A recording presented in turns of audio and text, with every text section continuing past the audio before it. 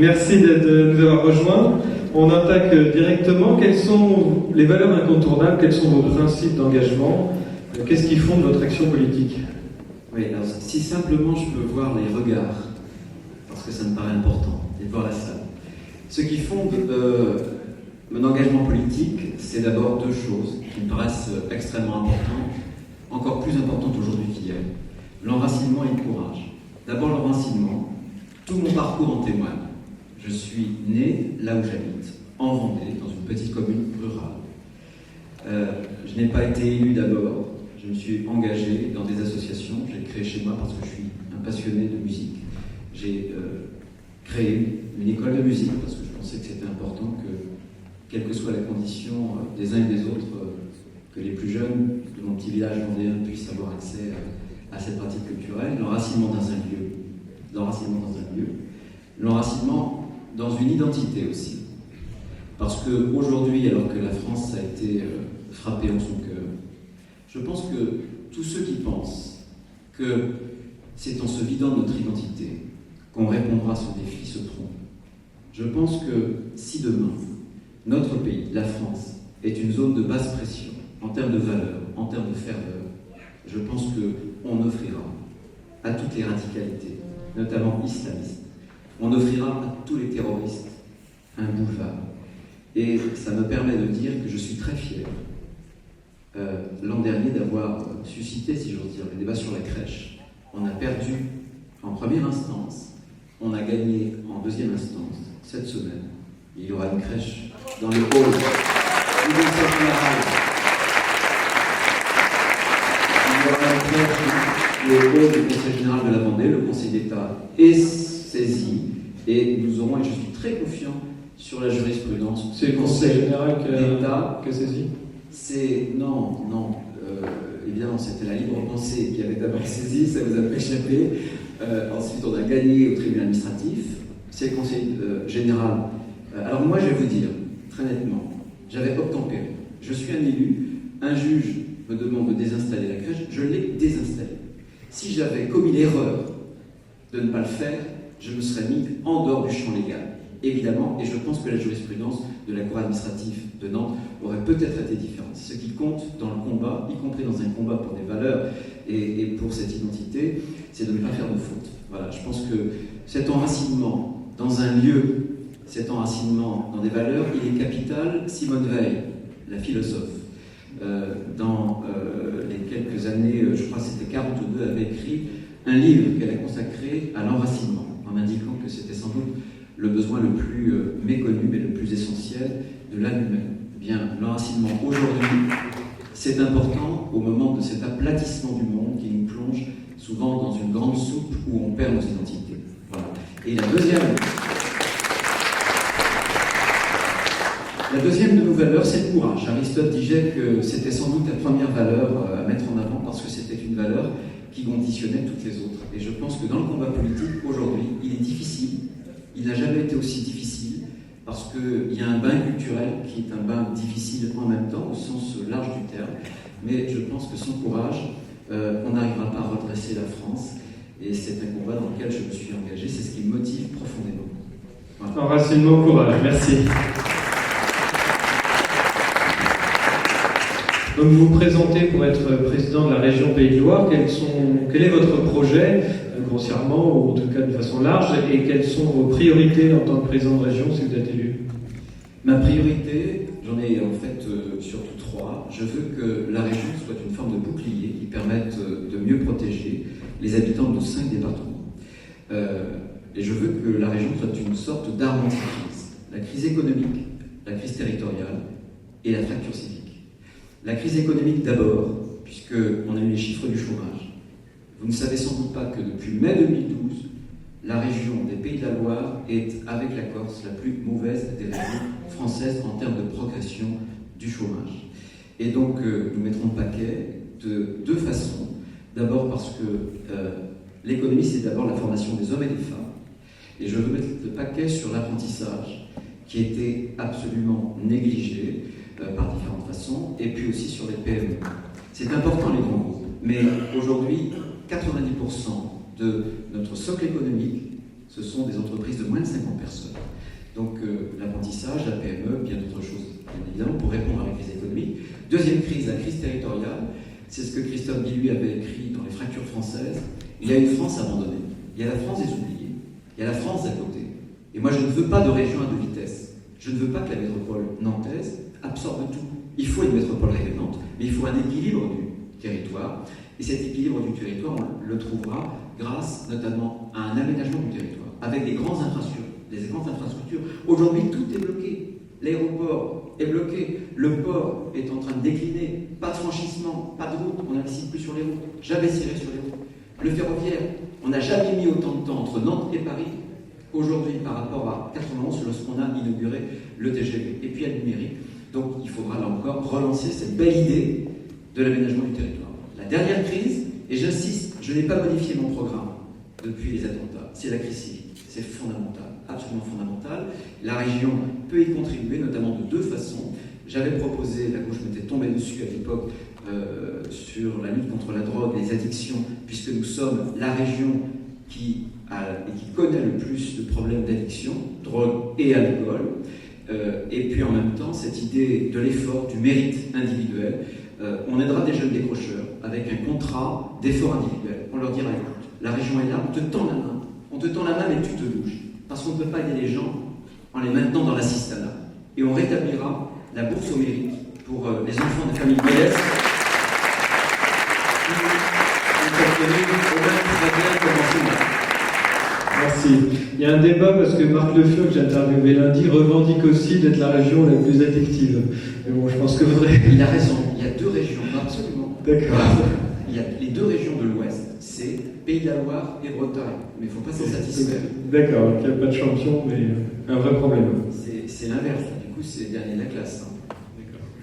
Alors, quelle conception de la famille guide votre action politique, et donc celle de vos colistiers, et quel est selon vous le contexte le plus propice à l'épanouissement et l'éducation de l'enfant ?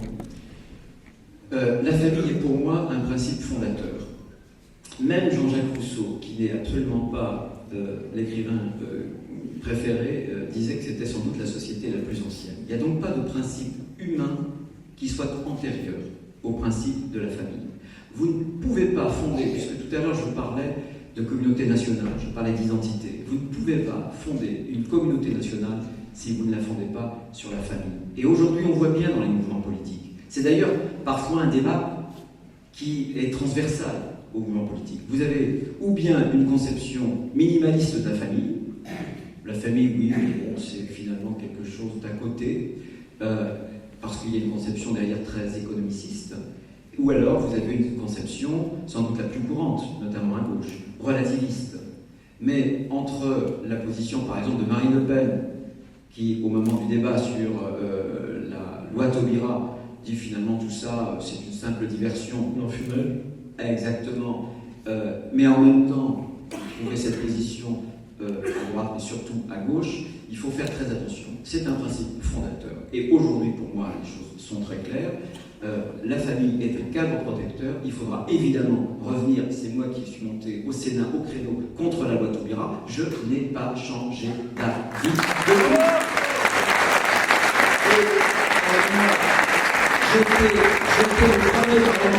J'ai été le premier parlementaire à m'étonner que sur le sol français, régulièrement, des sociétés américaines venaient de façon hors la loi sur le sol français pour proposer la GPA ici en France. Et le ministère public les laisse aller et les laisse venir. C'est un scandale.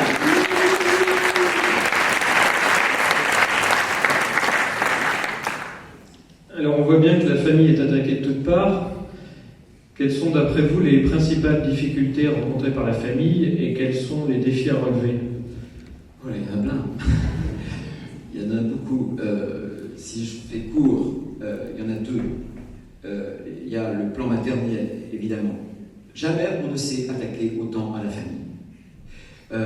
Je peux vous faire la liste rapidement, mais on a abandonné l'universalité des allocations familiales en les fiscalisant. Par 2 fois, on a baissé le plafond du quotient familial. La majoration des 10% pour les pensions pour les hommes et les femmes en retraite qui avaient élevé au moins 3 enfants. La PAJE, la garde des jeunes enfants. la prime à la naissance, etc., etc. En moins de 3 ans, jamais un gouvernement ne se sera attaqué autant à la famille, alors que la famille, depuis 1945 notamment, est une sorte, comment dirais-je, d'élément essentiel de notre pacte républicain. La seule courbe que François Hollande ait pour l'instant réussi à inverser, c'est la courbe de la natalité. Le seul indicateur positif en France aujourd'hui, ça n'est pas le chômage, ça n'est pas la dette, ça n'est pas le déficit, ça n'est pas la croissance, c'était la natalité. Eh bien, depuis 9 mois, il y a une inversion de la courbe de natalité, c'est grave. Donc, difficulté d'ordre financier, évidemment, difficulté d'ordre éducatif, bien sûr, parce qu'il y a la concurrence des écrans, parce qu'il y a un bain qui est un bain à la fois individualiste, un bain relativiste, et que lorsqu'il s'agit d'élever des enfants, dans les deux sens du terme, et lorsqu'ils baignent dans ce bain-là, qui proclame qu'il n'y a pas de valeur, que tout se vaut, mais si tout se vaut, rien ne vaut. Et on ne peut plus, si j'ose dire, proposer une forme de vérité, si la vérité est nulle part, ou qu'elle est partout, ce qui est la même chose aux enfants. Et donc cette mission éducative des familles, qui appartient d'abord aux familles. Parce que quand on tombe sur l'école, sans doute que l'école a des soucis, mais souvent on demande à l'école de rattraper les échecs de la famille. Eh bien, l'école, ça n'est pas un supermarché où on achète un bien de consommation. S'il n'y a pas d'abord l'éducation dans la famille, toutes les écoles du monde ne pourront pas rattraper les manques que vous avez dans l'éducation familiale.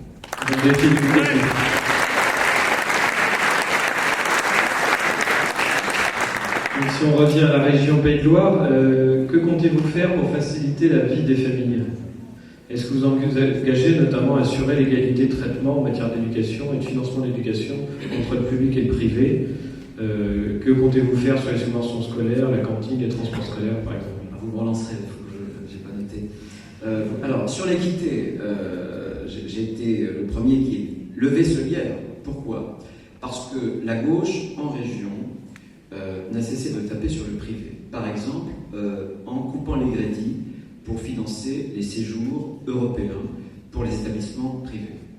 Alors que 40% des lycéens sont scolarisés dans le privé. Moi, je suis pour le libre choix des familles. Je rétablirai cette équité. Deuxième chose, la gratuité des livres scolaires. Le montant a été divisé aussi par 2. J'en sais quelque chose, l'ICES, l'Institut catholique d'enseignement supérieur, qui fêtait le week-end dernier ses 25 ans. Évidemment, la région refuse de financer. Donc, je veux dire qu'il y a une vision idéologique. Moi, je veux rétablir l'équité, d'une part. Ça ne peut pas être l'égalité, tout simplement parce que la loi... C'est pas légal. Exactement. Mais on peut parfaitement rétablir une forme d'équité pour que, sur le plan, enfin, notamment extrascolaire, mais en même temps... Transport, cantine... Alors, les transports, les cantines, etc. Les transports, je suis opposé à la gratuité. Pourquoi je suis opposé à la gratuité ? Tout simplement parce que la gratuité, c'est, si j'ose dire, pour les ravis de la crèche. La gratuité, c'est, ça n'existe pas dans le monde réel. Il y a toujours au bout du bout quelqu'un qui paye.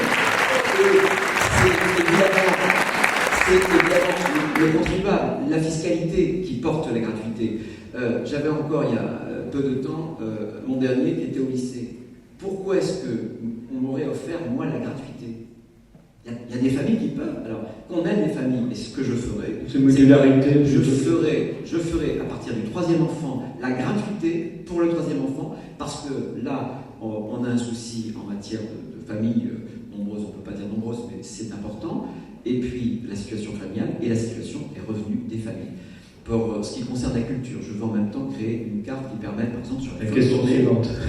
Voilà, pardon, c'est pas grave, allez-y. Donc la création d'une carte région famille culturelle. Voilà, la culture, il me semble que c'est important de pouvoir encourager une tarification familiale, notamment sur les sites qui dépendent de la région, les événements qui dépendent de la région, évidemment. D'accord. Est-ce que en matière de gestion, je dirais, de la région, est-ce que vous auriez prêt à créer une commission spécifique pour la famille et pour l'enfant en lui donnant un rôle transversal, ou au contraire, voulez-vous utiliser plutôt le filtre général de la famille pour l'action publique ? Je suis vendéen, donc je connais un peu Clémenceau, et je connais cette phrase de Clémenceau: quand vous voulez enterrer un problème, vous créez une commission. Je ne suis pas favorable. Déjà sorti. Non. je ne suis pas favorable dans la mesure où il faut que cette dimension elle soit transversale. Parce que, voilà, traiter par exemple de l'apprentissage, traiter des lycées, traiter de la formation, ça doit être en même temps aussi par la prise en compte de la situation des familles sur l'apprentissage. Je vous donne un seul exemple. L'apprentissage, ça coûte cher parce que souvent, il y a un lieu où on dort au CFA, il y a sa famille et puis il y a l'entreprise. Donc ce que je veux, c'est développer un réseau de 1000 familles d'accueil qui permettent aux apprentis, de façon pas très chère, pas trop coûteuse, de pouvoir être accueillis dans des familles d'accueil. C'est un exemple. Pour les semaines en entreprise, par exemple Exactement, parce que quand ils sont plusieurs semaines dans l'entreprise, vous vous rendez compte, ils doivent louer souvent une chambre alors qu'ils sont loin de chez eux. Donc on doit pouvoir trouver. Le réseau Maison Famille Rurale a commencé ce travail et je me suis donné cet objectif de 1000 familles. Alors s'il y a des familles, notamment en milieu rural, où il n'y a pas de transport collectif, je pense que ça c'est quelque chose d'important. Pour les familles, donc pas de commission transversale, puisque ça serait se donner une conscience. Créer une commission transversale sur la famille, c'est enfermer la famille à l'intérieur d'une commission. Essayer de faire en sorte que chaque commission puisse avoir par ce prisme, aussi bien sur le sport, sur la culture, aussi bien sur la formation, sur l'apprentissage, cette perception de la famille, cette imprégnation de la politique familiale, pour moi, c'est plus important. Voilà. En plus, on n'est pas un département. Je suis président du conseil départemental, j'étais président du conseil départemental de la Vendée. C'est une compétence forte, évidemment, d'un département. Pour la région, c'est beaucoup plus diffus. Donc, ce serait, je pense, une erreur de penser qu'on traite le dossier famille en constituant une commission de famille. Ça serait une grave erreur, qui serait une erreur très française, croyez-moi. D'accord. Merci. Alors, en matière de subvention, parce que c'est souvent un vrai sujet, et puis les autres candidats l'ont abordé, quels seront vos critères d'attribution des subventions? Quelles sont les modalités d'attribution? Est-ce que vous jouez la transparence en matière de montant, en matière de destinataire et en matière de descriptif des projets soutenus? 3 critères. Ils sont très simples, ils sont compréhensibles de tout le monde. Le premier critère, c'est la transparence. C'est de l'argent public, et d'ailleurs, j'en profite pour dire que je créerai un baromètre d'évaluation de toutes nos politiques publiques, et pas seulement des subventions, parce que si on veut être transparent, il faut l'être sur l'ensemble des aspects. La transparence, c'est-à-dire que ce sera publié et on saura qui reçoit quoi. Intéressant. Deuxième critère, l'intérêt régional. L'intérêt régional, c'est quoi? C'est ou bien on finance une association qui a un rayonnement dont l'action a un vrai impact régional, et là il y a une légitimité à le faire, mais quand il n'y a pas d'intérêt régional, pourquoi le ferait-on? Et troisièmement, il n'est pas question de financer des associations, notamment vis-à-vis des mineurs, notamment vis-à-vis des lycées, sans le prisme des parents d'élèves et sans le prisme des représentants et notamment des familles, pour qu'on ait à chaque fois un contrôle, si j'ose dire, familial des représentants des familles pour des actions, notamment lorsqu'elles s'adressent à des mineurs. Voilà, et ça, c'est fondamental.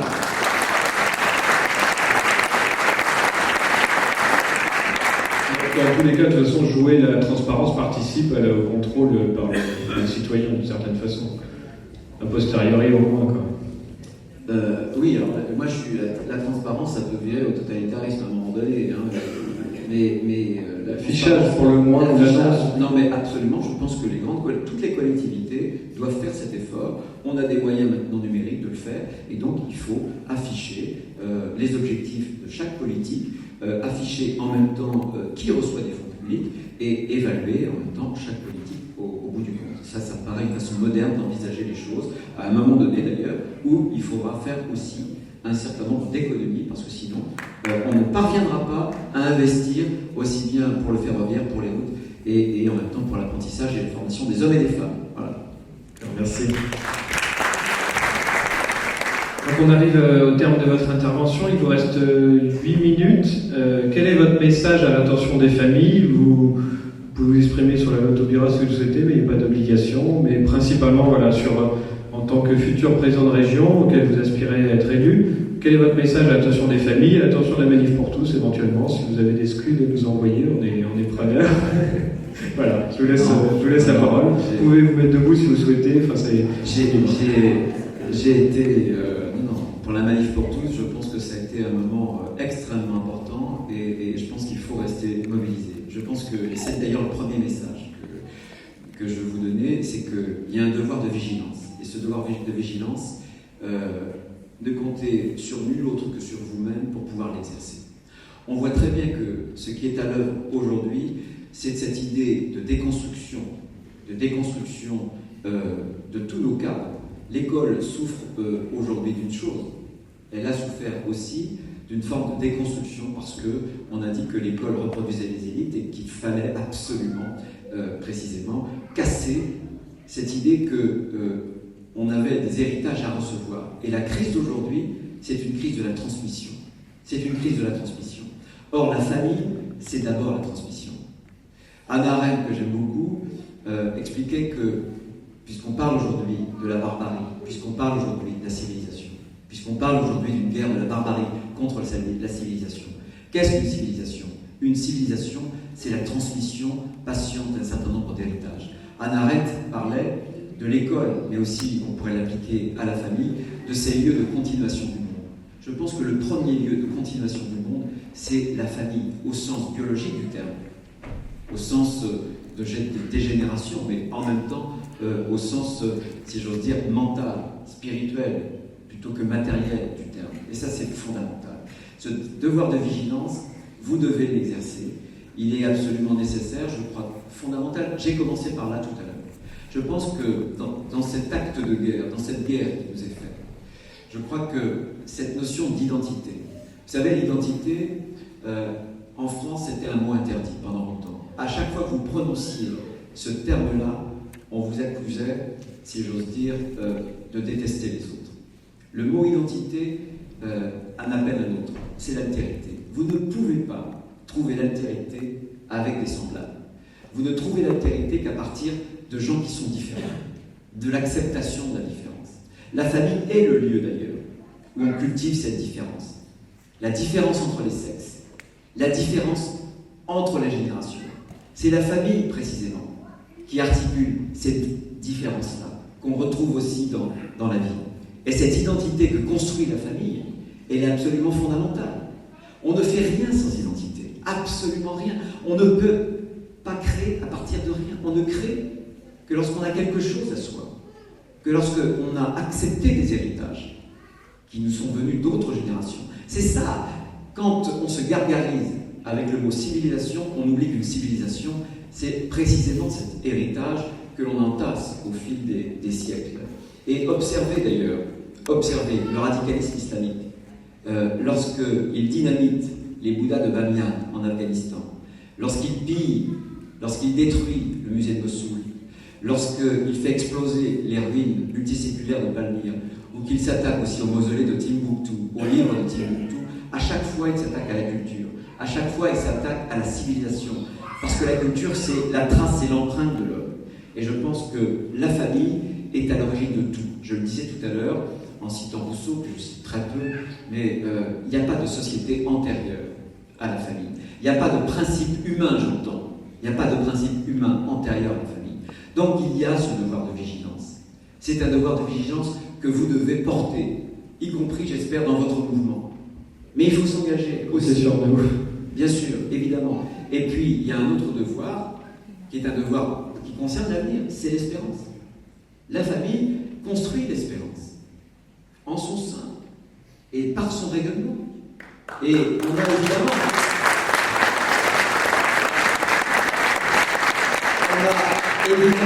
tellement de sujets de désespérance aujourd'hui. Mais la famille, c'est le lieu de l'espérance. C'est le lieu où on croit à l'avenir. Sinon, on ne ferait pas d'enfants. Ça devient héroïque aujourd'hui d'avoir des familles nombreuses ou plusieurs enfants. C'est la confiance en l'avenir.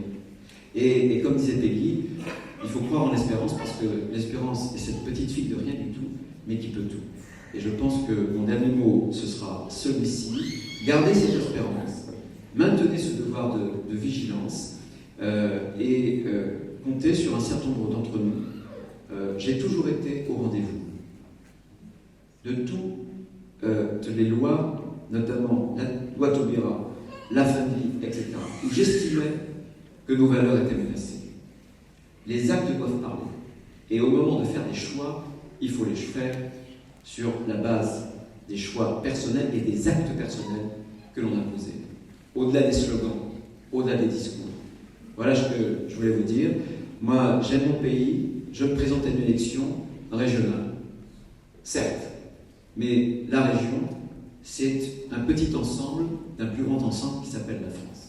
Jamais je n'utiliserai, puisque il y a 2 ans, le président de l'ARF, M. Rousset, qui dirigeait jusqu'à présent, qui présidait la région Aquitaine, avec cette phrase: à chaque fois que le préfet de région intervient derrière moi, je me sens humilié. Eh bien non, un président de région, il est second par rapport aux représentants de l'État. Je crois en la France, je crois en l'État unitaire, je ne pense pas qu'il faille que demain, même des grandes régions, s'érigent en féodalité. La France, c'est un ensemble de familles, mais la France, ça n'est ni une juxtaposition d'individus, ni un archipel de tribus ou de communautés. Voilà ma conception de mon engagement public, de la conception que j'ai de mon pays, de la conception que j'ai de la France. La région doit prendre toute sa part, elle la prendra sur le front de l'économie, sur le front évidemment du civisme, sur le front du territoire, mais avec ses convictions, avec ses valeurs, qui sont les belles valeurs que nous aimons et que nous portons au fond de nos cœurs, mais en même temps dans le débat public et dans nos actes publics. Merci beaucoup.